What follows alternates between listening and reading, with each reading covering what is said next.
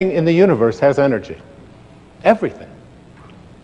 That's why I promote a book so powerfully called Power versus Force by David Hawkins, a medical doctor out in Sedona, Arizona, where he talks about the thoughts that we have and how you can use kinesthesiology. You can just use muscle tests to determine whether something works or doesn't work for you, and whether it's strong or not. And every thought that you have, and he has compartmentalized all of these different thoughts. And it's like he even suggested that the music that we listen to has energy in it. The photographs that we have hanging in our home, the prayers that we have, and the television shows that we watch. There is very low energy out there. The average child in America has already seen 12,000 murders, simulated murders, in his living room on cable and commercial television before his 14th birthday. Imagine. 12,000 simulated murders.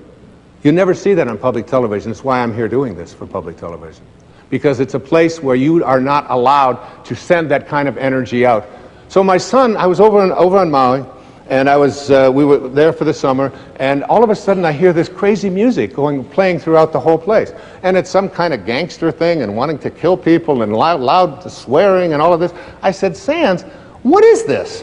What are you listening to? He said, Dad, it's really cool, man. This is rap. This is really, it's like 16, I said, go get the CD. And this is something that I read in Power versus Force.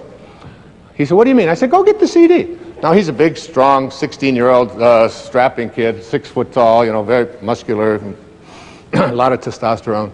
And so he brings the CD in, and he said, what do you want me to do with this? I said, well, set it on the table and take that banana. And I had some bananas there. I said, take that organic banana, place it next to your heart, put your arm out, and what I'd like you to do is resist me as hard as you can with that banana next to your heart. And he did, and I put 2 fingers on, I couldn't budge his arm. I said, now take that CD and put that next to your heart. He took the CD with the energy in it. As hard as this is to imagine for yourself, you can try this in your own work. And he held that next to him, and he became powerless to my 2 fingers pushing down on his arm. The energy weakened him. The energy of the foods that we eat, the shows that we watch, the people that we surround ourselves with. Even most of you know that I'm a camel. And a camel is an animal that starts out every morning on his knees, and he goes to bed every night on his knees. And he can go 24 hours without a drink. And that's something that I do every day.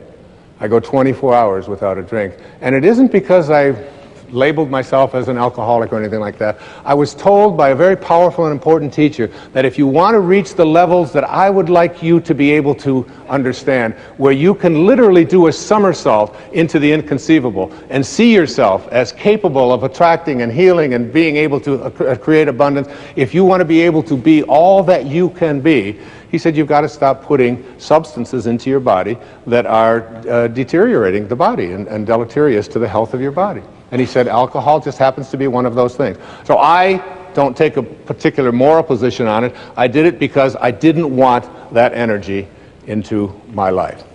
So look at the energy of your life, the places that you accumulate, the friends that you have, the people that find fault with what you're doing. Look at all of the way, even a simple little thing like feng shui, which is a Chinese form of how you arrange the furniture in your, it's so cool. But I've got a lady who works with me over in Maui, and every time I go away, she'll come back and she'll have this thing moved over here and this thing over there, and I'll say, but I like this here. This is where I shave. No. The feng shui of that isn't quite right, and you don't want to have a red next to you. I just listen to her. My place is one of the most pleasant and beautiful places. Of course, having it on the ocean has a lot to do with it as well. But I believe that energy is in everything. Change the energy of your life and reconnect to the energy of spirit. Spiritual energy is healing energy. Spiritual energy, as you'll see, is the energy of abundance.